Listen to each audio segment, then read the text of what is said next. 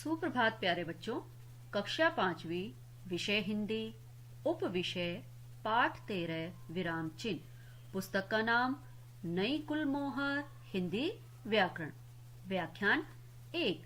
बच्चों, आज हम इस व्याख्यान में विराम चिन्ह को समझेंगे कि विराम चिन्ह कितने प्रकार के होते हैं, उनके पहचान क्या क्या है और उनके उदाहरण क्या हैं।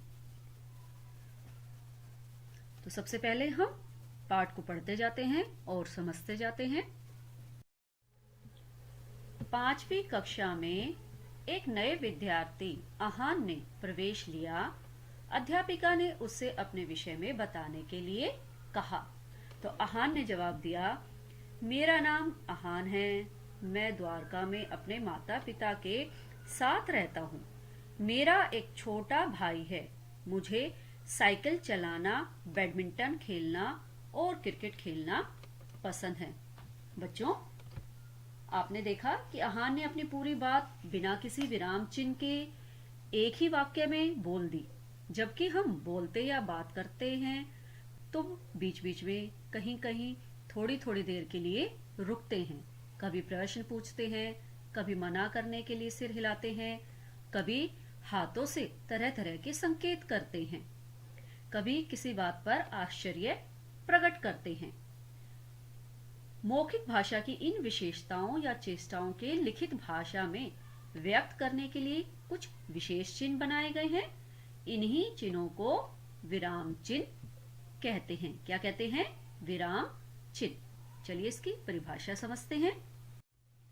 मनुष्य बोलते समय तरह तरह की चेष्टाओं को व्यक्त करता है। इन्हीं चेष्टाओं को लिखित भाषा में व्यक्त करने के लिए बनाए गए चिन्हों को विराम चिन्ह कहते हैं। एक बार पुनः दोहराते हैं। मनुष्य बोलते समय तरह तरह की चेष्टाओं यानी कि वो हरकतें करता है को व्यक्त करता है। इन्हीं चेष्टाओं को लिखित भाषा में व्यक्त करने के लिए बनाए गए चिन्हों को विराम चिन्ह कहते हैं। अब हम जानेंगे विराम चिन्हों के बारे में। विराम चिन्ह इस प्रकार हैं। नंबर 1, पूर्ण विराम चिन्ह। इसे हम फुल स्टॉप भी कहते हैं। पूर्ण विराम चिन्ह का अर्थ है पूरी तरह रुकना, जहां हम पूरी तरह रुकते हैं। वाक्य पूरा होने पर लिखित भाषा में वाक्य के अंत में पूर्ण विराम का चिन्ह लगाया जाता है। जैसे आयुष पढ़ रहा है। अब यह वाक्य हमारा पूरा हो गया है तो हमने इसके अंत में क्या लगाया? विराम चिन्ह, क्योंकि यह वाक्य पूरी तरह खत्म हो गया है। दूसरा है अल्प विराम चिन्ह। क्या है?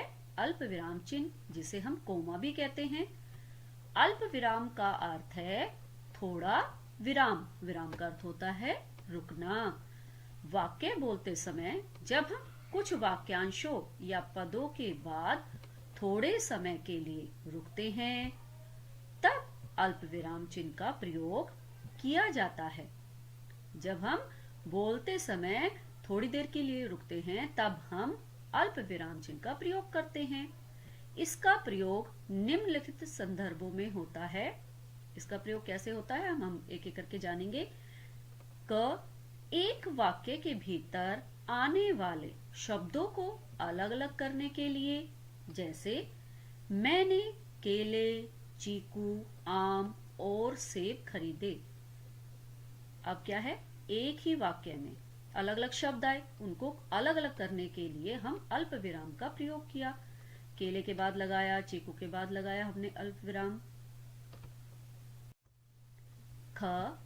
संयुक्त शब्दों को अलग करने के लिए, संयुक्त यानी कि जुड़े हुए जो शब्द उनको अलग करने के लिए, जैसे मेले में बच्चे बूढ़े, युवक युवतियां, अमीर गरीब, छोटे बड़े सब आनंद मना रहे थे। अब यहाँ पर संयुक्त शब्द हैं, जैसे बच्चे बूढ़े, युवक युवतियां, अमीर गरीब, छोटे बड़े सब आनंद मना रहे थे। तो यहाँ पर भी हमने किसका प्रयोग किया? अल्प विराम का। लोगों के प्रश्न या कथन को स्पष्ट करने के लिए, लोगों के प्रश्न या जो उन्होंने कहा है उसे स्पष्ट करने के लिए। जैसे मैंने पूछा, अब यहाँ पर हम थोड़ी देर रुके, यहाँ अल्प विराम आया। आप कितने बजे आएंगे? उन्होंने उत्तर दिया। अब फिर थोड़ी देर रुके, अल्प विराम का प्रयोग किया। शाम को 6-7 बजे आ जाऊंगा। शाम को 6-7 बजे आ जाऊंगा। घ हाँ नहीं, आपको पहले भी बताया था, जब भी हम हाँ लिखते हैं या नहीं लिखते हैं किसी प्रश्न का उत्तर देते वक्त, तो वहां पर भी हम अल्प विराम का ही प्रयोग करते हैं। हाँ, नहीं, बस आदि से वाक्य जोड़ने के लिए, जैसे हाँ कल आ जाऊंगा, नहीं मेरे पास नहीं है, तो यहाँ हमने हाँ के बाद लगाया अल्प विराम और दूसरे वाक्य में नहीं के बाद अल्प विराम का प्रयोग किया। अंग है संबोधन के लिए, संबोधन किसी को पुकारने के लिए। जैसे मोहन, अब हम थोड़ी देर रुकेंगे, यहाँ आओ। मोहन यहाँ आओ। बच्चों जरा शांत रहो, तो यहाँ पर भी हमने अल्प विराम का प्रयोग किया।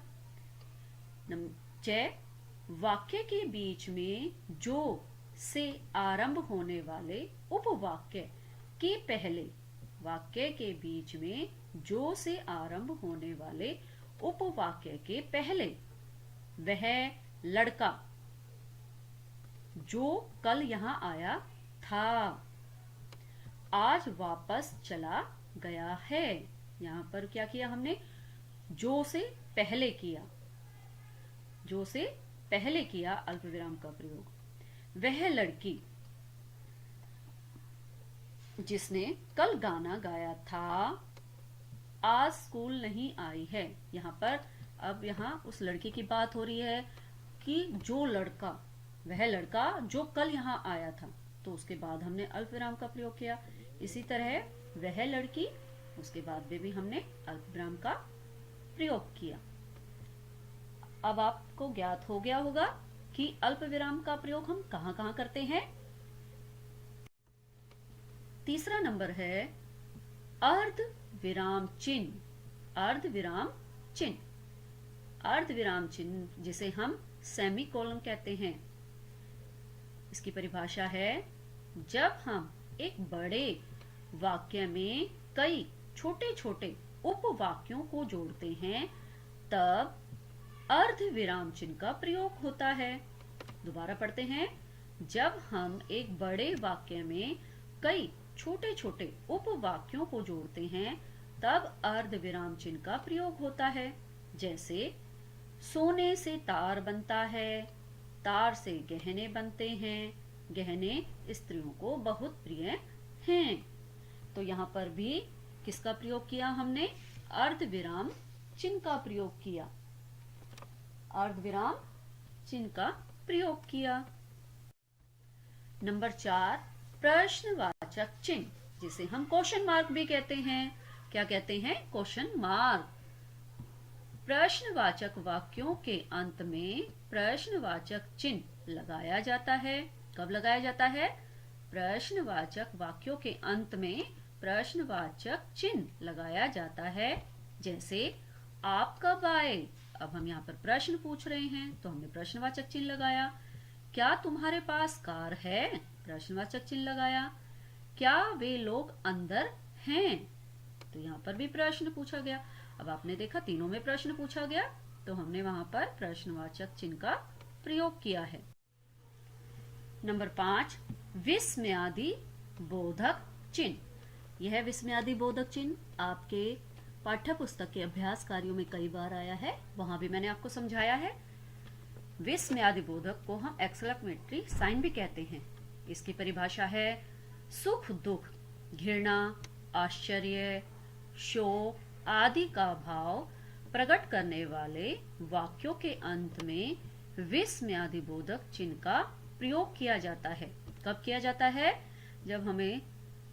जब हम सुख में होते हैं, दुख में होते हैं, घृणा किसी से करते हैं, घृणा होता है नफरत, या आश्चर्य जब हमें हैरानी होती है, शोक यानी कि जब हमें दुख होता है आदि का भाव प्रकट करने के लिए वाक्यों के अंत में हम इसका प्रयोग करते हैं। जैसे उद्गार वाली उक्तियों के साथ छी, उसके बाद क्या लगाया हमने, विस्मयादिबोधक चिन्ह। यहाँ कितनी गंदगी है, प्रशंसा के लिए वाह, शाबाश, इसके बाद भी हम विस्मयादिबोधक चिन्ह लगाते हैं। वाह के बाद और शाबाश के बाद आश्चर्य, आश्चर्य के लिए हम अरे शब्द का प्रयोग करते हैं, उसके बाद विस्मयादिबोधक चिन्ह लगाते हैं। दुख के लिए हाय, उसके बाद भी हमने विस्मयादिबोधक चिन्ह लगाया। ख, एक शब्द में संबोधन के लिए, एक शब्द में पुकारने के लिए किसी को, जैसे हे मोहन, उसके बाद विस्मयादिबोधक चिन्ह। हे भगवान, उसके बाद भी हमने विस्मयादिबोधक चिन्ह लगाया। ग, विस्मय वाले वाक्यों के लिए, जब हमें हैरानी हो। विस्मय वाले वाक्य कौन कौन से हैं, जैसे हमने किसी की प्रशंसा की तो हम क्या लिखते हैं, कितना सुंदर घर है, उसके बाद हमने विस्मयादिबोधक चिन्ह का प्रयोग किया। निंदा, जब हम किसी की बुराई करते हैं, कैसा बेवकूफ लड़का है, उसके बाद हमने विस्मयादिबोधक चिन्ह लगाया। आश्चर्य, आश्चर्य, क्या बढ़िया साड़ी है, देखो, हमें हैरानी हुई कितनी बढ़िया साड़ी है देखो, तो उसके बाद भी हमने विस्मयादिबोधक चिन्ह का प्रयोग किया। ये वाक्य प्राय कितना, कैसा, क्या आदि से शुरू होते हैं, ये आपको ध्यान रखना है। बच्चों, शेष विस्मयादिबोधक चिन्ह के बाद वाले जो आपके विराम चिन्ह हैं वो हम व्याख्यान 2 में सीखेंगे। अब हम करते हैं इस पाठ का अभ्यास कार्य। क्या करेंगे, इस पाठ का अभ्यास कार्य। अभ्यास कार्य में पहला प्रश्न है, निम्नलिखित विराम चिन्हों के नाम लिखिए। अब यहाँ पर मैंने आपके लिए लिखे हैं। पहला है, ये जो गोल बिंदी है इसको बोल देते हैं हम लाघव चिन्ह। क्या बोलते हैं इसे हम, लाघव चिन्ह। इस चिन्ह का प्रयोग शब्दों को संक्षिप्त रूप देने के लिए किया जाता है। जैसे हम बड़े शब्द ना लिखकर छोटा सा लिख देते हैं, जैसे doctor, professor, television, TV, TV के आगे हम लगाते हैं ना ये लाघव चिन्ह, इसे कहते हैं। दूसरा है ख, अब ये क्या है, पूर्ण विराम, इसे क्या लिखेंगे हम, पूर्ण विराम। अगला है अल्प विराम। अल्प विराम का प्रयोग अभी आपको बताया था, यहाँ पर अल्प विराम लिखना है। अगला है आपका इकहरा उद्धरण चिन्ह, जहां पर ये आपके सिंगल इन्वर्टेड कोमा जिसे हम बोलते हैं, हिंदी में बोलते हैं इकहरा उद्धरण चिन्ह। इसका प्रयोग कब होता है वो मैं आपको बता दूं। इसका प्रयोग होता है विशेष व्यक्ति, ग्रंथ आदि की विशेषता प्रकट करने के लिए। जैसे रामायण तुलसीदास की रचना है। अब रामायण एक पुस्तक का नाम है, तो रामायण लिखेंगे और उसके दोनों तरफ हम इकहरा उद्धरण चिन्ह का प्रयोग करते हैं। प्रश्न नंबर 2, निम्नलिखित वाक्यों में उचित विराम चिन्ह लगाइए। यहाँ पर मैंने विराम चिन्ह लगाए हैं आपको समझाने के लिए। क, वाह, वाह के बाद आया, क्या आया, हमारा विस्मयादिबोधक चिन्ह, तुमने तो कमाल कर दिया। अब हमारा वाक्य पूरा हो गया तो हमने पूर्ण विराम का प्रयोग किया। ख, तुम क्यों खेल रहे हो। अब यहाँ पर आपको पता चल गया है कि प्रश्न है, यहाँ पर प्रश्न पूछा जा रहा है तो यहाँ पर प्रश्नवाचक चिन्ह लगाया। क्या तुम विद्यालय जाओगे। अब यहाँ पर भी किसी से प्रश्न पूछा जा रहा है तो यहाँ पर प्रश्नवाचक चिन्ह का प्रयोग किया। घ, अरे, अरे किसके लिए बताया था, संबोधन के लिए। अरे तुमने अभी तक खाना नहीं खाया, तो अरे के बाद हमने विस्मयादिबोधक चिन्ह लगाया और वाक्य हमारा जब पूरा हो गया तो उसके अंत में हमने विराम चिन्ह का प्रयोग किया। इसका प्रयोग किया, विराम चिन्ह का। नंबर 3, अब आपका प्रश्न नंबर 3 है, वर्ग क का वर्ग ख से मिलान कीजिए। अब आपको यहाँ पर ये विराम चिन्हों के नाम दिए गए हैं और सामने इनके चिन्ह दिए गए हैं जिनको आपने मिलाना है। मैंने आपके लिए मिला दिया है। पहला है पूर्ण विराम चिन्ह। अब इन तीनों में से कौन सा है विराम चिन्ह पूर्ण विराम वाला? ये वाला। तो इसके सामने हम क्या लिखेंगे? क। आपको भी इसी प्रकार लिखना है। आपको यहाँ पर ऐसे पेंसिल से आमने सामने नहीं मिलाना है, आपको यहाँ पर क लिखना है। दूसरा है प्रश्नवाचक चिन्ह। प्रश्नवाचक चिन्ह कौन सा है? ये वाला। तो इसके सामने हमने ख लिखा। ग है विस्मयादिबोधक चिन्ह। अब विस्मयादिबोधक चिन्ह ये है, इसके सामने हमने ग लिखा है। प्रश्न नंबर 4, निम्नलिखित वाक्यों में सही विराम चिन्हों का प्रयोग करके वाक्य दोबारा लिखिए। निम्नलिखित वाक्यों में सही विराम चिन्हों का प्रयोग करके वाक्य दोबारा लिखिए। पहला वाक्य है समय आता जाता रहता है। अब ये क्या है? गलत है। यहाँ पर गलत जगह विराम चिन्ह का प्रयोग किया गया है और इसे हम सही किस प्रकार लिखेंगे? समय आता जाता रहता है। आता जाता के बीच में योजक चिन्ह और है के बाद पूर्ण विराम। ख है छी कितनी, उसके बाद यहाँ पर विस्मयादिबोधक चिन्ह लगा है। बदबू आ रही है, तो ये भी क्या है? गलत है। विस्मयादिबोधक चिन्ह कहाँ बताया था मैंने? छी के बाद, है ना? तो आपने छी के बाद लगाना है विस्मयादिबोधक चिन्ह और फिर आगे पूरा वाक्य लिखना है। कितनी बदबू आ रही है। नंबर 5, निम्नलिखित विराम चिन्हों का प्रयोग करके वाक्य बनाइए। अब यहाँ पर आपको वाक्य बनाने हैं। जैसे पहला है योजक, तो ये योजक से हमने वाक्य बनाना है। मोहन ने दिन रात परिश्रम किया। अब मैंने योजक चिन्ह का प्रयोग कहाँ किया? दिन और रात के बीच में। तो ये योजक चिन्ह का प्रयोग हो गया इस वाक्य में। दूसरा वाक्य है निर्देशक। निर्देशक, निर्देशक क्या है? निर्देशक का प्रयोग हम कब करते हैं? इसका प्रयोग हम वाक्य के अंत में दिए गए उदाहरणों से पहले किया जाता है ना? या अपनी बात को उदाहरण या विवरण से स्पष्ट करने के लिए किया जाता है या बातचीत में कथन के लिए। तो यहाँ पर हम अपनी बात को उदाहरण या विवरण से स्पष्ट करने के लिए प्रयोग किया। तुम उन्नति करो। उसके बाद हमने क्या लगाया? निर्देशक चिन्ह। ये निर्देशक चिन्ह बेटा योजक चिन्ह से थोड़ा सा बड़ा होता है, ये ध्यान रखना आप लोग। अपनी मेहनत और ईमानदारी से। उसके बाद पूर्ण विराम। अगला है ग विस्मयादिबोधक चिन्ह। ये तो हमने कहाँ लगाया? वाह के बाद। कितना सुंदर घर है, तो वाह के बाद हमने विस्मयादिबोधक चिन्ह का प्रयोग किया। तो आपको भी इसी प्रकार ये सारे प्रश्न अपनी व्याकरण की पुस्तक में करने हैं। आज का आपका गृह कार्य है हिंदी व्याकरण में पाठ 12 है विराम चिन्ह में पृष्ठ संख्या 105, 106 और 107 करो। कौन कौन सी करनी है? 105, 106 और 107। मैं आपको दिखा देती हूँ। ये प्रश्न आपको मैंने अभी कक्षा में समझाया है ना, तो इसको आपने पूरा करना है। विराम चिन्हों के नाम लिखने हैं। निम्नलिखित वाक्यों में उचित विराम चिन्ह लगाइए। अब यहाँ पर वाक्य खाली दे रखे हैं और उसमें हमें विराम चिन्ह का प्रयोग करना है। इसी तरह प्रश्न 3, वर्ग क का वर्ग ख से मिलान कीजिए। यहाँ पर आपने इनको मिलाना है, लेकिन मिलान करने के लिए हम क्या करेंगे? इनके सामने क ख ग लिखेंगे। अगला है निम्नलिखित वाक्यों में सही विराम चिन्हों का प्रयोग करके वाक्य दोबारा लिखिए। तो यहाँ पर वाक्य गलत दिए गए हैं, वो मैंने आपको अभी समझाए हैं। तो इन वाक्यों को हमें दोबारा लिखना है सही विराम चिन्ह का प्रयोग करके।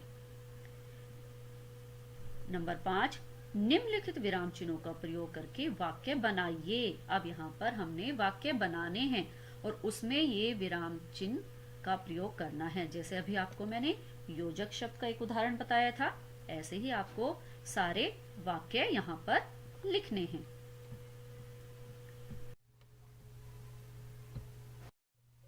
पेज नंबर 107 पर भी बच्चों आपको ये वाक्य बनाने हैं विराम चिन्हों के नाम दिए गए हैं और एक वर्ग पहेली दी गई है जिसमें से आपको विराम चिन्हों के नाम ढूंढ कर लिखने हैं और साथ ही साथ उनके चिन्ह भी यहाँ पर जगह दी गई है, इनमें इनके चिन्ह लगाने हैं और यहाँ पर इनके नाम लिखने हैं।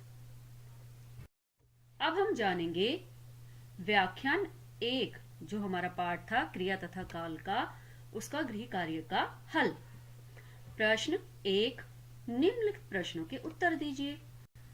प्रश्न क, उदाहरण देते हुए क्रिया की परिभाषा बताइए। उत्तर है, वे शब्द जिनसे किसी कार्य के होने या करने की सूचना मिलती है क्रिया कहलाते हैं। जैसे नेहा पुस्तक पढ़ रही है। प्रश्न ख, अकर्मक और सकर्मक क्रिया का अंतर स्पष्ट कीजिए। उत्तर है, पहले हम सकर्मक क्रिया का लिखेंगे और उसके बाद अकर्मक क्रिया का लिखेंगे। सकर्मक क्रिया वाक्य में प्रयुक्त जो क्रिया कर्म की अपेक्षा करती है वह सकर्मक क्रिया कहलाती है। अकर्मक क्रिया जो क्रिया वाक्य में कर्म की अपेक्षा नहीं करती है वह अकर्मक क्रिया कहलाती है। प्रश्न ग, अकर्मक तथा सकर्मक क्रिया की पहचान करने का क्या तरीका है।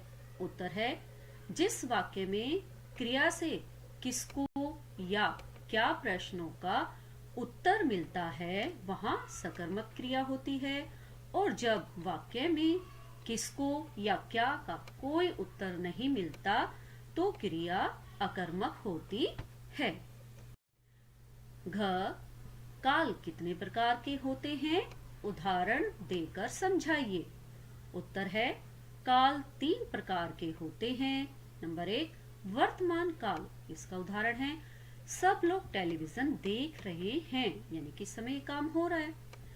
नंबर 2, भूतकाल, नौकर कपड़े धो रहा था। भविष्यत काल, मैं आज खाना नहीं खाऊंगा। प्रश्न नंबर 2, निम्नलिखित वाक्यों में प्रयुक्त काल के भेद लिखिए। यहाँ पर कुछ वाक्य दिए गए थे जिसके आपने भेद लिखने थे। पहला वाक्य है, दर्जी कपड़े सीलता है, यानी कि वो कपड़े सील रहा है, अभी भी ये काम चल रहा है। तो वर्तमान काल, वह सर्दी में लंदन जाएगा, यानी कि वो जाएगा। तो भविष्यत काल, वह नौकरी करता था, यानी कि वो काम पहले करता था। तो क्या आएगा, भूतकाल। ग, कल विद्यालय बंद था, ये भी बीते हुए समय की बात की जा रही है, तो ये क्या आएगा यहाँ पर, भूतकाल। शाम को बारिश होगी, अभी संभावना की जा रही है, तो ये है भविष्य काल। बच्चा बहुत रोता है, वर्तमान काल। बच्चों, आपको भी अपने गृह कार्य की जांच करनी है और अगर कोई गलती है तो उसे दोबारा लिखना है। अगली कक्षा में हम फिर मिलेंगे, तब तक के लिए धन्यवाद बच्चों।